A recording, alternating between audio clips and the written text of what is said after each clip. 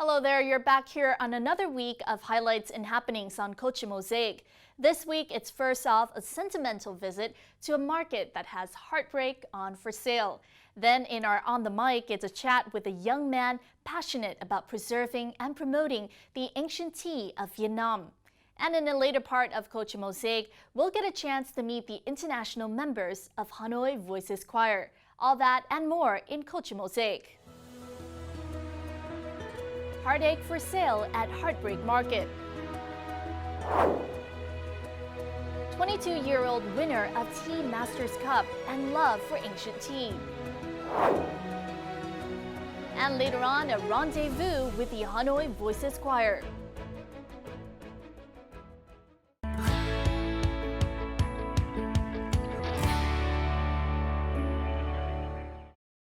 Into the highlights of the past week here on Coach Mosaic.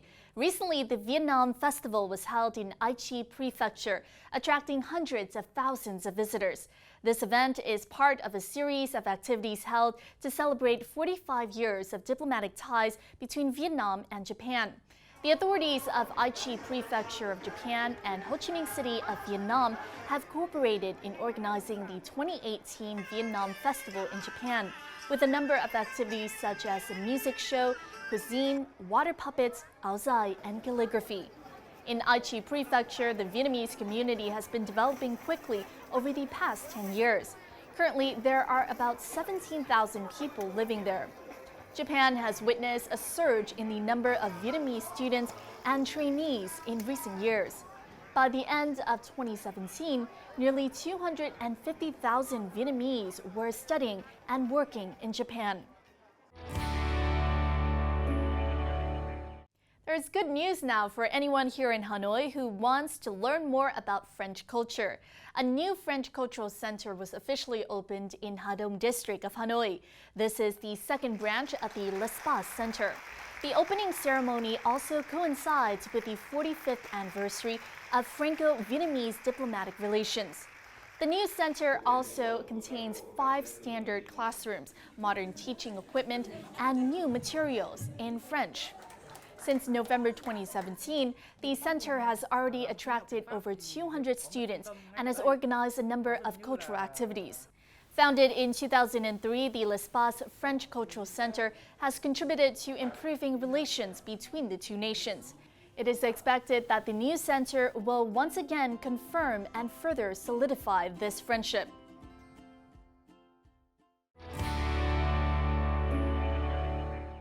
Recently, people in Tam My Tây commune of Nui Thanh district of Quảng Nam province have been regularly seeing a large group of gray-shanked Duke lingers in their local forest. The area where gray-shanked Duke lingers have been spotted is Honzo Mountain, which spans 10 hectares. As reported, this group has around 20 to 30 Duke lingers, who often appear from 6 a.m. to 8 a.m. According to ranger forces, gray-shanked Duke lingers are included in the list of endangered species that need urgent preservation. In addition to being hunted, this kind of primate also faces a lack of food and living environment due to deforestation. According to Fauna and Flora International, Vietnam has about 1,000 Duke lingers living in its central region and central highlands region.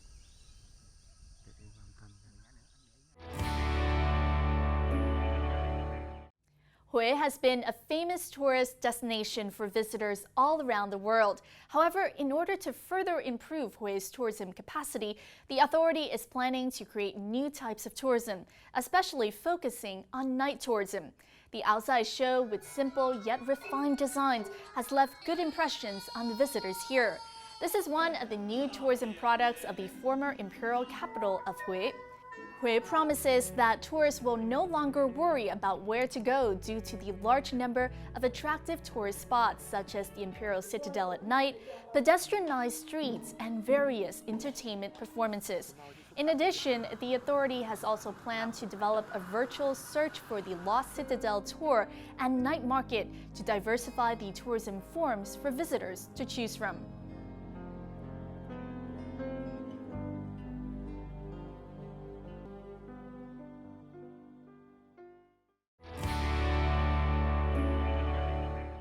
Another wonderful facet that has attracted visitors to Hue is the variety of traditional dishes that the ancient capital has to offer.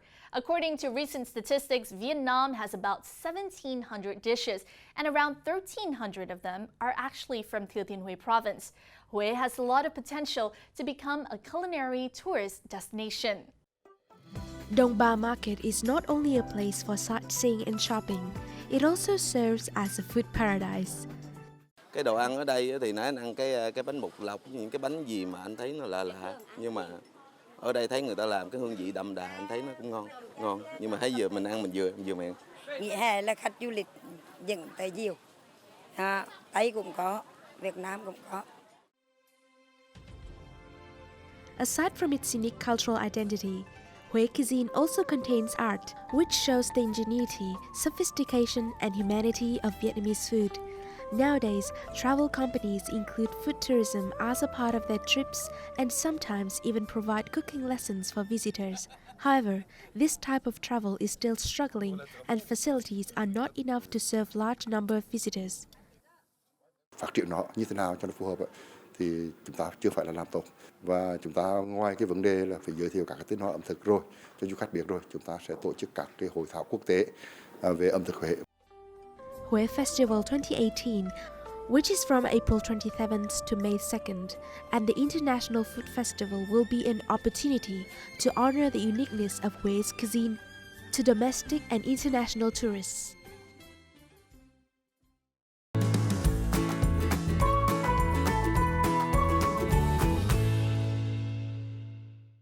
For many of us out there, we've been in love at least once in our lives. However, these stories don't always end up happily. For many people, the items exchanged during a relationship can be painful reminders of love lost. Now there's a market in Hanoi, however, held every first weekend of the month where people can give or sell those items and relieve themselves of their broken hearts.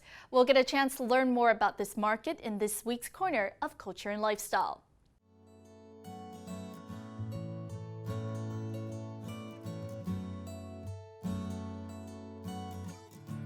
Nó khiến mình gợi nhớ đến một cô bạn và mình đã dành rất là nhiều tình cảm và mình đã quyết định là mình mua để mang về tặng cô ấy, nhưng mà cuối cùng là mình mua và mình mang về sau thì cuối cùng mình không nhận. Là thư đấy là mối tình của tôi 6 năm trước. Bạn tặng cho tôi vào sinh nhật.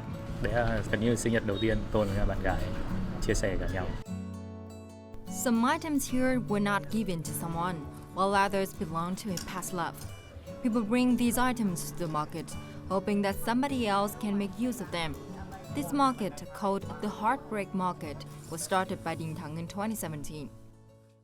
Có một lần thì tôi ngồi chung với cả một nhóm bạn, thì mọi người mới chia tay người yêu, thì mọi người đều rất là đau khổ và nói là không muốn nhìn thấy những cái đồ vật đấy nữa, nhưng mà lại không muốn vứt đi vì cái nhóm đấy là nhóm bảo vệ môi trường. Tôi muốn có một cái chỗ để cho mọi người có thể chia sẻ những cái việc đấy, và lúc mà còn vui vẻ thì các bạn ấy sẽ đỡ bị stress hơn. Mọi người cảm thấy không còn oán hận gì người yêu nữa, mà cảm thấy vui, chỉ nhớ đến những kỷ niệm đẹp hơn. Dinh Thắng himself has his own stories of past loves, which he wants to share with people here. Hồi đấy thì tôi có quen một bạn ở nước ngoài, bạn ấy trong một cái cuộc thi hoa khôi sinh viên người Việt ở bên đấy. Lúc mà yêu nhau một thời gian thì bố mẹ bạn ấy gắn cấm rất là nhiều. Và bạn ấy quyết định là bỏ đi cùng với tôi sang một thành phố khác. Sau một khoảng thời gian thì tôi gặp lại bố của bạn ấy và mọi người nói chuyện với nhau và khuyên bạn ấy nên quay về. Ngay sau khi bạn ấy quay về một ngày thì gia đình bạn ấy đã chuyển đi nơi khác và không bao giờ gặp lại được.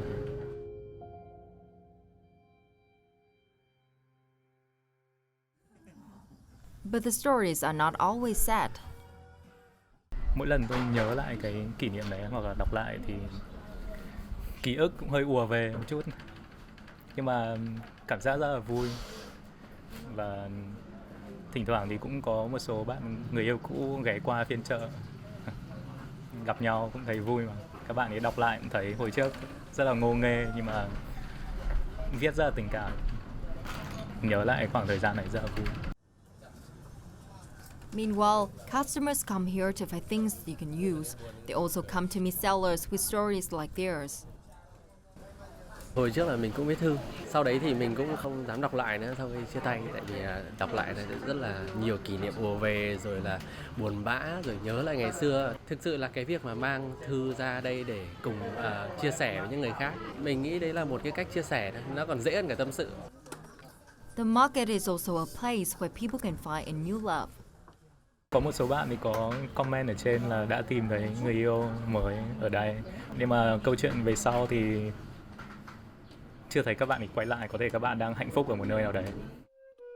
For Vietnamese people, going to markets, including Love Market, is a long tradition. One market similar to this heartbreak market is Kovai Love Market in the northern mountainous province of Hà Giang. Chợ tình nó nhân văn bằng cái là cho người ta hàng năm là gặp nhau một lần. Trong ngày chợ phiên đấy, những người yêu cũ đã từng yêu nhau mà không đến được với nhau thì gặp nhau. Và lâu lắm rồi, cho đến hôm nay thì mới có được một cái phiên chợ, dù quy mô nó nhỏ, chưa nhiều người biết, và đặc biệt cũng chỉ là sân chơi của giới trẻ thôi, nhưng mà nó có một ý nghĩa văn hóa rất là lớn. Những cái đồ vật đấy nó phản ánh cùng một thời. Và đặc biệt thì tôi thấy rằng là nhìn những cái gian hàng ở đây thì tôi cũng có thể đoán được là đây là cái thế hệ mà yêu nhau từ cái thời 8X, cái chỗ này là của thời 9X. Handwritten letters, old clocks, and other items contain memories of love. At this market, they serve as a bridge for young people to share their emotions, helping them to move on and find new love and joy in life.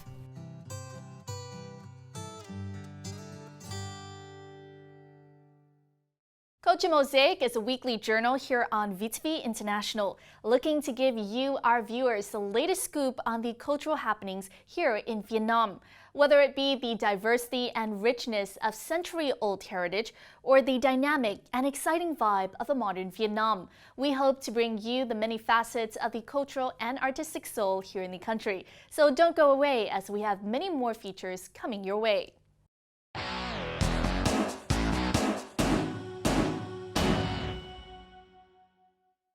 In this week's On the Mic, we are getting a chance to talk with a 22-year-old by the name of Nguyễn Hoài Linh, a young tea master with a passion for Vietnamese ancient tea. His performance using Ta Sua ancient tea has earned him 2 first prizes at the Tea Masters Cup Vietnam 2017. Linh will talk to our reporter about the competition, his passion for Vietnamese ancient tea, and how he plans to bring Vietnamese ancient tea to the world stage in Tea Masters Cup International 2018.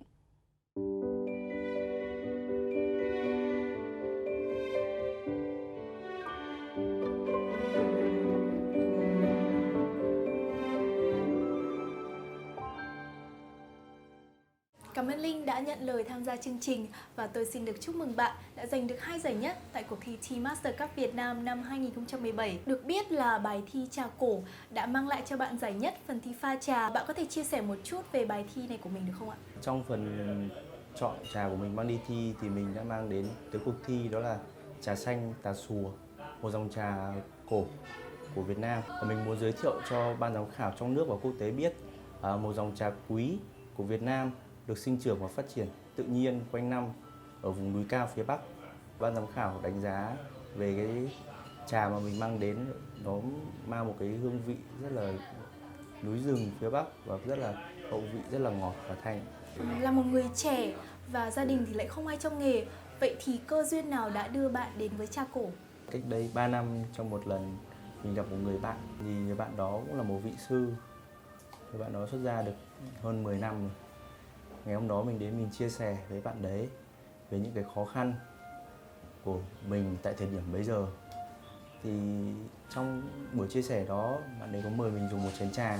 Khi mà uống chén trà đó xong thì mình có được cảm nhận từ cá nhân mình, từ bên trong mình rất là nhiều thứ, làm mình quên hết đi những cái mệt nhọc, những cái khó khăn, và mình đã định hướng được là cái giải pháp lúc đấy hiện tại đối với khó khăn mình là gì. Khi mà trở về Việt Nam, khi mà mình cảm nhận được là trà giúp được mình như thế, tại sao xung quanh mình, trước mắt là những người thân của mình, Mình không tạo ra cho họ những cái không gian để mình thưởng thức trà, để tránh đi những cái mệt nhọc, những cái sự mỏi mệt, những cái guồng quay hiện đại. Thì lúc đó mình quyết định mình mở quán trà. Tại sao mình đi theo trà cổ? Là bởi vì mình thấy là trà cổ là một cây trà nó sinh trưởng rất nhiều năm và giống như một đời người vậy. Rất là nhiều năm, không phải là ai cũng gặp được cái dòng trà đấy và thưởng thức nó, cảm nhận nó. Vietnamese ancient tea trees grow in mountainous areas in northern Vietnam, most notably Phan Xipang in Lao Cai province, Ta Sua in Sơn La province, Suối Giang in Yên Bái province, and Hà Giang province. Some trees are aged as long as 500 to 700 years. Trà cổ của Việt Nam được đứng trong các cái vùng trà lớn nhất của thế giới, bao gồm Vân Nam, các vùng trà cổ của Việt Nam, vùng trà cổ tại Lào và Myanmar.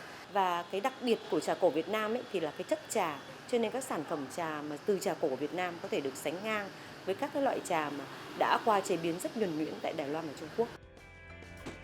The harvesting of ancient tea leaves is done by ethnic minority groups in the north, such as Hmong and Dao. Tea leaves are then dried in wood-fired drum ovens before they are rolled by hand. Ngay lúc này đây thì tôi tin chắc là các quý vị khán giả rất là tò mò về cách pha chế và cách thưởng thức trà cổ. Liệu Linh có thể hướng dẫn cho tôi và các quý vị khán giả được không ạ? Hôm nay mình sẽ mời bạn thưởng thức trà sen cổ thụ. Đây là dòng trà cổ thụ được ủ 3 năm rồi mang đi với ướp với cả gạo sen. Mỗi một loại trà thì có một cách thưởng thức khác nhau.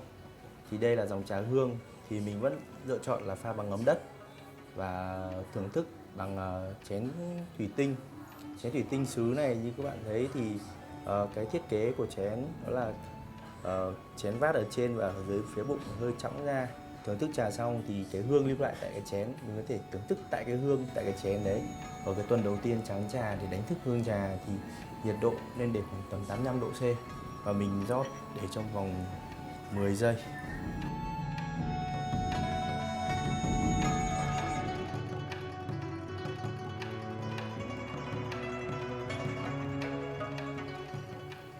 Đến cái nước thứ hai thì mình có thể tăng nhiệt độ lên rơi khoảng tầm 90 độ ở tuần 2.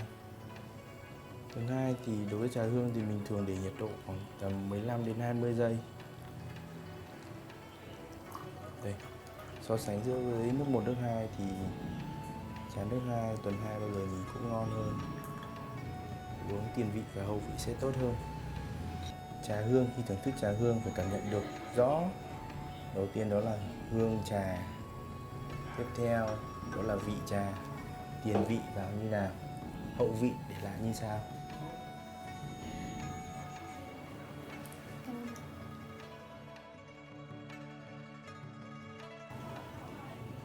Trước khi thưởng trà hương thì nên hít một hơi thật sâu để khoang miệng để cảm nhận cái hương, đặc biệt là hương sen rất là quyện với vị trà. Đầu mình uống, mình cảm nhận từ từ là vị trà bắt đầu khí khoang miệng mình khi mà xuống cổ họng, đọc lại hương sen. Thì điều quan trọng nhất là đối với trà hương đó là tuần đầu tiên, bởi vì là hương nếu mà để tuần đầu mà trượt mất hương thì các tuần sau tiếp theo thì trà sẽ không còn hương cho lắm. Tea Master Cup Vietnam seeks to discover and nurture young tea masters, as well as encouraging the development of tea culture and the tea market in Vietnam. In 2017, contestants took part in 4 competition categories, namely tea preparation, tea pairing, tea mixology, and tea tasting. Tea Master Cup Vietnam judges are tea experts from Vietnam, Russia, Australia, Canada, Italy, Sri Lanka, and Latvia, along with last year's winners of Tea Master Cup Vietnam and Tea Master Cup International. Cuộc thi Tea Master Cup Việt Nam ấy là để tìm ra các cái master trẻ. Master ở đây không phải là những người làm trà, mà là họ là những người biết pha trà, biết cách vận dụng từ các loại trà để có thể tìm ra các phương thức pha tốt hơn, hoặc là tìm các cái đồ ăn kèm hợp lý hơn, nhuần nhuyễn hơn, hoặc thậm chí là làm những đồ uống như là mixology, ví dụ như là tea cocktail hay là tea mocktail. Có nghĩa là họ có thể mang đến nhiều những ứng dụng hơn cho trẻ, và chính vì thế là một con đường tốt nhất để có thể kêu gọi nhiều người trẻ tuổi uống chè hơn nữa, cũng như là cái danh của cái chè Việt sẽ được biết nhiều hơn ở cả trong nước và thế giới. In Tea Master Cup 2017, Nguyễn Hoài Linh excellent performance has won him 2 first prizes in tea preparation and tea pairing. Phần thi pha trà của Linh khá là xuất sắc. Nói chung về kỹ thuật là Linh đã khá các bạn khác. Chắc là sau khi đạt giải và thêm cái sự tôi luyện cũng như kinh nghiệm hàng ngày thì Linh sẽ trở nên xuất sắc hơn và sẽ có thể là đảm bảo cho cái việc đi thi quốc tế của Linh trong năm 2018 này. Nói về cuộc thi Tea Master Cup Việt Nam, bạn có thể chia sẻ một số những kỷ niệm đáng nhớ của mình tại cuộc thi năm vừa rồi được không ạ? Sau 2 mùa thi để lại cho mình rất là nhiều những cái ấn tượng sâu sắc. Từ ngày đầu bỡ ngỡ bắt đầu cuộc thi đầu tiên năm 2016 cho đến năm 2017. Cá nhân mình khi mình nhận giải thì mình không nghĩ là mình được giải, bởi vì cảm giác lúc đấy rất là khó tả. Và trong lúc thi, trước lúc thi, dưới sự dìu dắt và sự chia sẻ của các anh chị, đàn anh, đàn chị đi trước thì mình đã thực sự là mình đã gần như là vượt lên chính mình thời điểm đó. 2017 thì cũng qua một năm thì mình cũng tiến bộ hơn, thì mình cũng mang đến cuộc thi thì các dòng trà cổ thụ mình càng thấy là sự ấn tượng của trà cổ thụ trong lòng các ban giám khảo là một cái gì đó có thể là rất là làm họ thích thú và thú vị. Bạn đã chuẩn bị những gì cho cuộc thi Tea Master Cup thế giới sẽ diễn ra vào năm nay?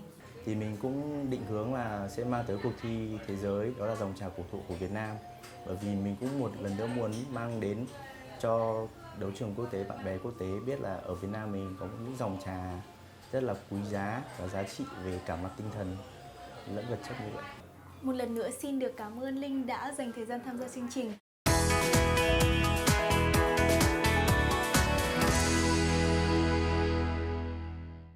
Established in 2016, Hanoi Voices Choir is an international choir here in the capital city featuring many expats. The choir has more than 20 members under the lead of conductor Dong Quang Vinh. The choir aims at becoming a professional one. For nearly 2 years now, the choir has participated in many concerts and shows featuring the combination of different countries, including Vietnam. We'll get a chance now to find out more about this choir in this week's edition of Connecting Cultures. Once a week, members of the Hanoi Voices Choir meet for a rehearsal. The name Hanoi might cause people to think it's a choir for locals, but it is actually an international choir with people from many countries, most of whom are experts living here in Hanoi. The Hanoi Voices Choir was established in 2016. It was the love of the experts who are living in Vietnam to music. They were experienced to sing in a lot of genres of music. Voices reminds people about the voice, the human voice. We sing, we extol the combination, we extol the great things in Hanoi. So this is Hanoi Voices. Katja Seller has been a member of Hanoi Voices Choir for over a year. Despite having sung in a German-Chinese choir before joining Hanoi Voices, this Vietnamese international choir still offers a different experience. Because in China it was a German-Chinese choir, so it was done bilingually in Chinese and in German, and we only did classical music. We performed mainly in embassies and in schools. And in Vietnam, the choir is more international, so we have members from many different countries. And we have a different choice of music. We also sing some Vietnamese music or some Western Vietnamese fusion music and some pop songs and some classical. So it's a very interesting mix of music.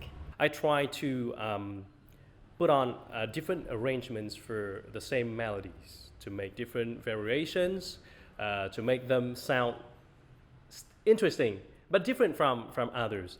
Then I try to combine voices and instrumental music.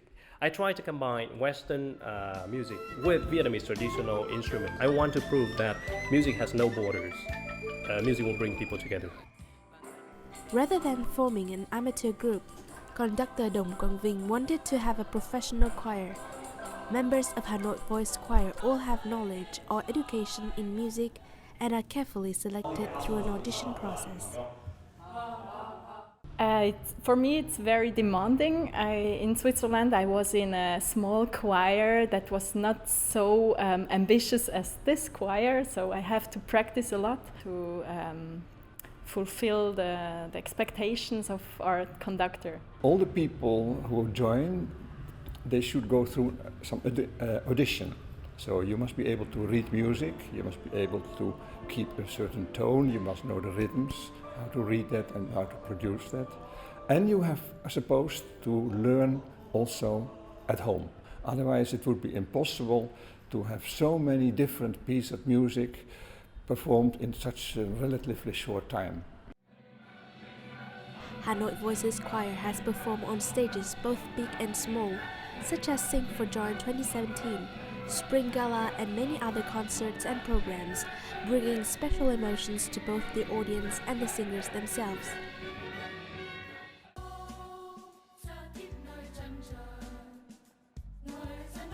We sang that song on TV for 100 Years of Russian Revolution show. And then afterwards, some people, some neighbors and some colleagues came to me and said, "Oh, I watched you on TV and we were so moved that you sang a Vietnamese song," and they were almost crying and they were very touched that foreigners were singing in Vietnamese. So that was a very special experience for me. For me, I was a student at university in the time of the American war in Vietnam.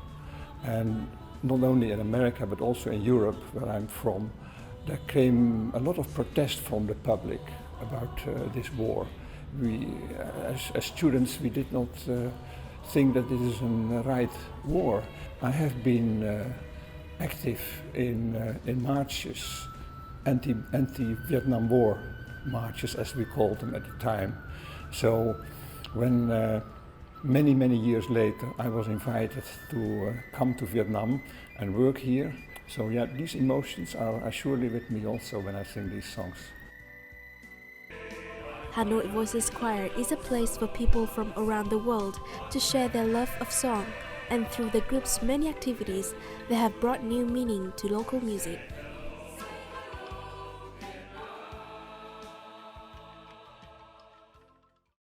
And that has also wrapped up this edition of Culture Mosaic. If you would like to provide any feedback or comment on anything you've seen here on our show, please feel free to write to us at vtvinternational@vtv.vn. You can also log on for more of our programs on vtv4.vn or our YouTube channel at vtv4go. Thank you very much for tuning in, and we'll see you more next week here on Culture Mosaic. Goodbye for now.